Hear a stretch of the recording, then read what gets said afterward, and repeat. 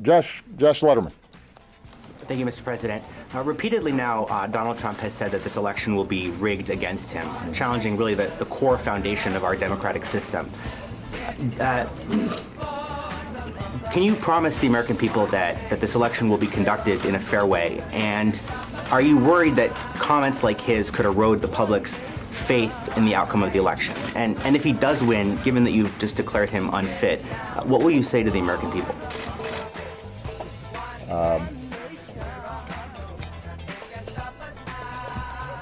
It is, I don't even really know where to start on answering this question. Of course the elections will not be rigged. What does that mean? That's ridiculous. That doesn't make any sense, and I don't think anybody would take that seriously. What up? Hey, how you living? Welcome to my channel. Hey, you know how we're pretty much set up to be a divided country. You know, it's set up that way. You know, you got, we label ourselves and we need to identify ourselves, but you know, we got your conservatives, then you got your liberals, and then you got, libertarians, and then somewhere in there you got liberals who don't like to be called liberals in there and call themselves progressives. It's kind of the same thing but different. But basically, you know, the Trinity, you know. And now, with that said, there are even subcultures within the conservatives and within the liberals and within libertarians. Well, libertarians is kind of different now. But liberals and conservatives, we just take them for the moment. So not every liberal believes everything every other liberal believes.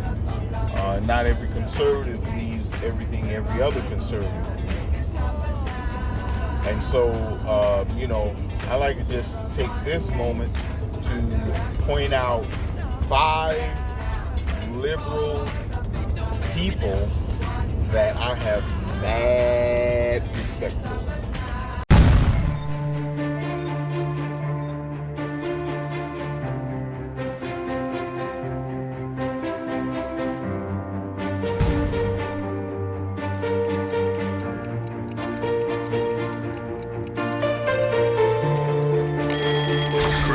The deplorable is on deck.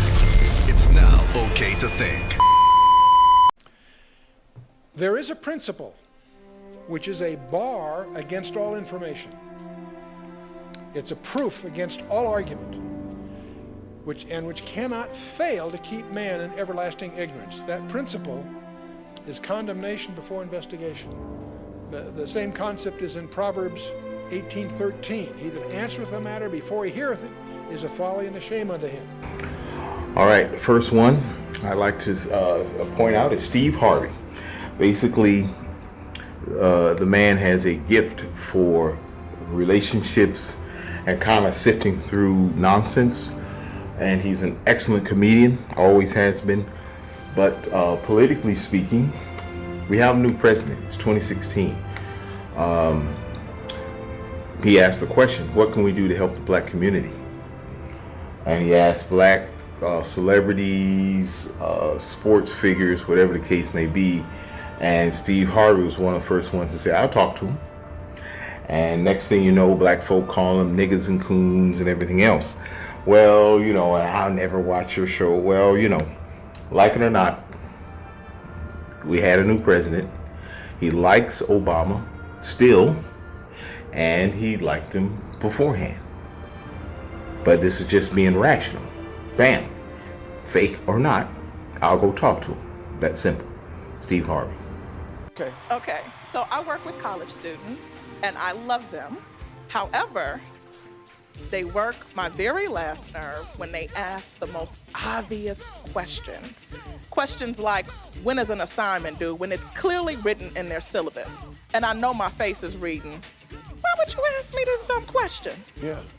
So Steve, I need your help. How do I not show it on my face when someone asks me a dumb question?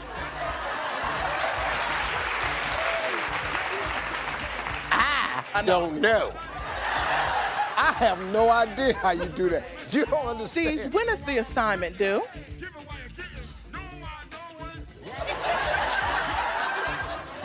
Steve, I can't do that. Yes, you can. Listen to me. What you gotta do is you gotta stop coddling these little kids. They in college, they about to go into the real world. You don't have time. See, you try to hide your face. I say give them more face.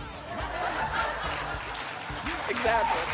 See? Next, you got that New Hampshire DNC chair guy, Raymond Buckley, basically lectured Democrats on the floor when they were in uproar when they lost. And he just told it like it is. Telling the voters that, oh, our opponent is offensive. When you're worrying about your damn paycheck, you're worrying about your job, you're worrying about where you're gonna live, if your kids are ever gonna go to school, they don't really give a crap about if the president is an insult dog. The reality is, we did not offer a positive message to anyone that I'm related to. We did not offer a message to my neighbors. We did not offer a message to the people in Indiana or Ohio or Pennsylvania or Kentucky. What we did is we said, how offensive. Grow up. That's not reality for most of America. Dr. Germaine Greer, a prominent feminist lecturer and writer. Dr. Germaine Greer has always been outspoken, but never before has she been no-platformed. A petition has been launched asking Cardiff University to cancel a lecture she's due to give next month entitled Women in Power, the Lessons of the 20th Century, saying that her views on something else, transgender people, are problematic. She believes that men who transition cannot then be women, and Cardiff Student Union's women's officer has said her views towards transgender women are misogynist. The university's vice-chancellor has said the university is committed to freedom of speech and open debate. Well, I spoke to Germaine Greer this afternoon at her home near Cambridge and started by asking her why she thought she'd been no-platformed. During the interview, she employed some forthright language. I was going to talk about women in power, the lessons of the 20th century, because I think there's a lot of triumphalist talk that masks the real historic situation. And apparently people have decided that because I don't think that post-operative transgender men, i.e. M2F, transgender people are women, I'm not to be allowed to talk. But surely if a man who feels that he actually would like gender reassignment to make him, her, feel more comfortable in her body, then that's what should be done. They should be allowed to do that. I'm not saying that people should not be allowed to go through that procedure. What I'm saying is it doesn't make them a woman. It happens to be an opinion. It's not a prohibition.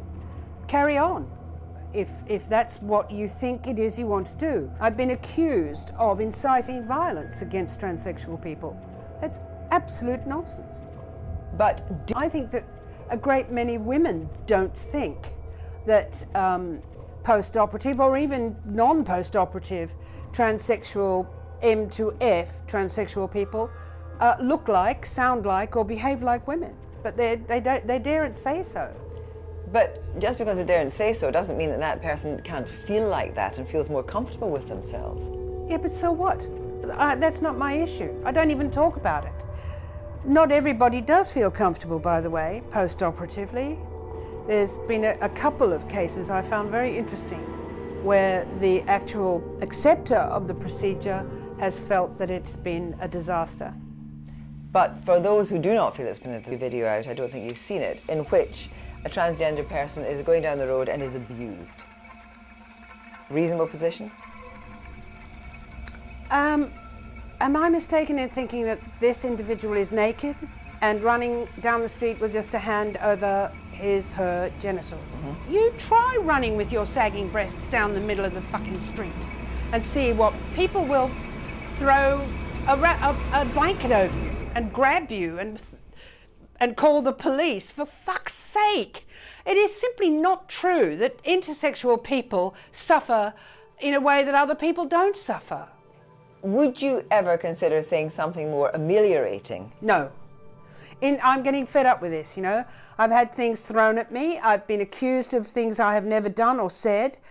People seem to have no concern about evidence or indeed even about libel. If a man... John Morgan of Morgan & Morgan. Basically, if y'all remember, Tim Tebow was pretty much blasted from the NFL because he would kneel in prayer. He was a very, very outspoken Christian, and I didn't know to what extent, but the man had people selling bumper stickers with scriptures on them, right? I think he won out of Philippians, and then he changed it to the one everyone should remember, John 3:16. And he said so many thousands of people looked up John 3:16 to figure out what that meant. And so, you know, of course, we can't have that. And so, you know, people want to say he was bad, and they basically discredit him. And he'll never work in the NFL again for no other reason than his faith. So John Morgan, who is very liberal, was so ticked off that he made basically a small commercial advocating for the man. I'm John Morgan of Morgan & Morgan, and I want to talk Tebow for 1 minute. Here's the evidence. Tim Tebow played on 2 national championship teams. He won the Heisman as the best college player in the country and was drafted in the first round by the Denver Broncos. Somebody knew something. And after he got his only chance to start, the Broncos were 1-4, and he led them to the AFC playoffs and beat Pittsburgh. The Jaguars are 27-42 in the last 5 years. One of the worst records in NFL history, and more in store for this year. We can't even fill an entire end zone. Tebow is one of us. He has class, character, and he's a winner. Let's win, Mr. Khan. Once upon a time, so-called experts probably doubted your potential. And now look at you. Give our guy a shot. I'll even buy that box you tried to sell me. Remember this, you can't Tebow.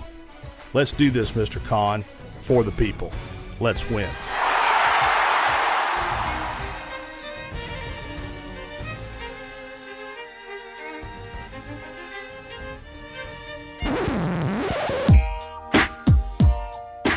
If you think that someone is going to do all your research for you and hand it to you on a plate with mushrooms, onions, and broccoli on that bad boy, and butter, you're wrong. And don't think that, all the black folk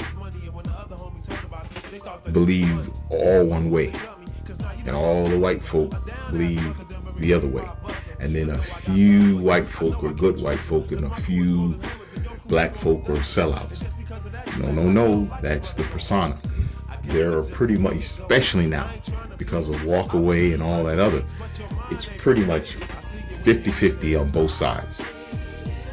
And if you're a Republican or a Libertarian and you think for a minute you can rest in that and figure, well, this is where all the good people hang out, then the demons will hop over and infiltrate that, and then then that'll be corrupted, as it really kind of has. And then everyone else is evil but you. No. You'll be deceived, which is what I think they're counting on.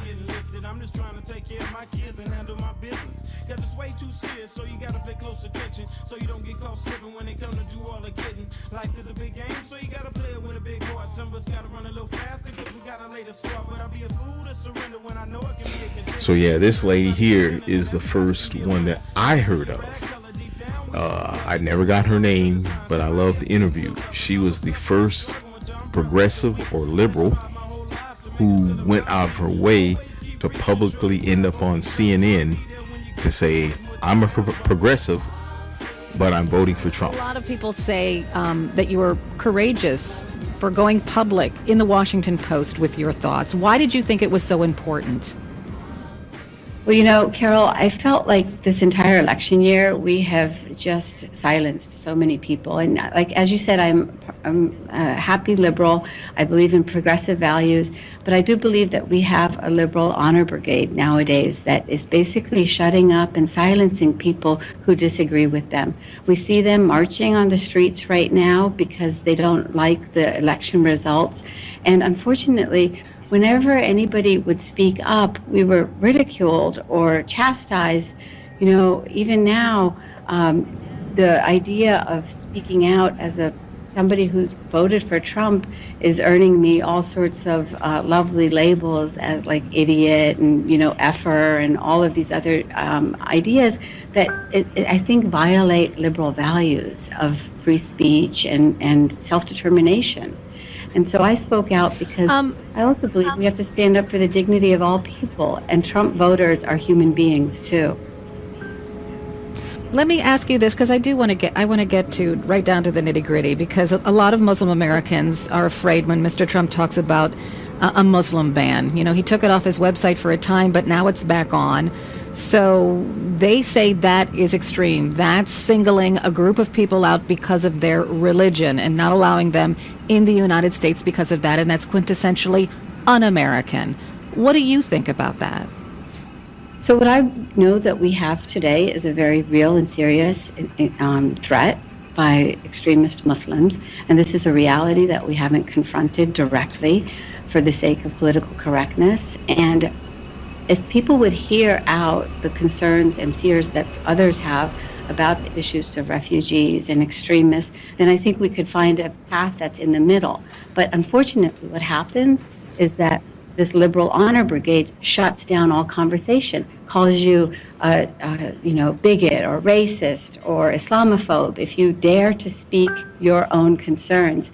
And I know that the solution for our world is, in our country, is in the middle path. And lastly, in the height of the Black Lives Matter movement, when every day, and the other thing is,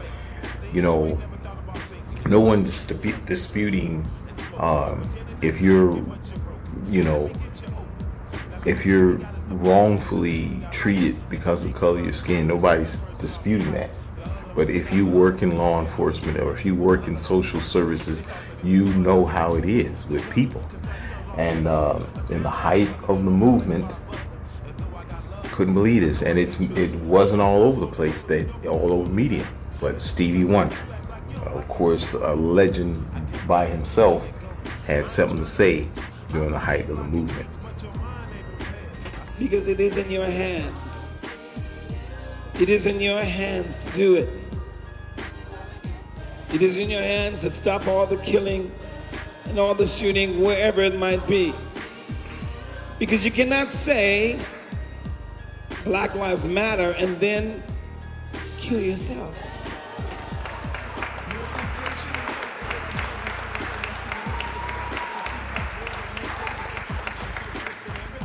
Because you know that we mattered long before it was said. But the way we show that we matter, the way that we show all the various people of color matter is by loving each other and doing something about it, not just talking about it.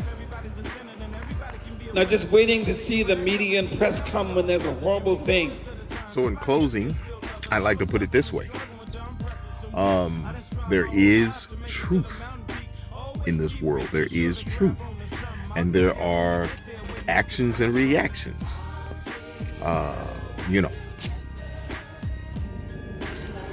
So what if I woke up one day and said truth is what I want it to be, right? And so instead of, I come up to a traffic light, and instead of seeing when it turns red, instead of seeing red and responding to the laws of the land that's red means stop, what if I decide I want to self-identify that light as green because that's what I want it to be?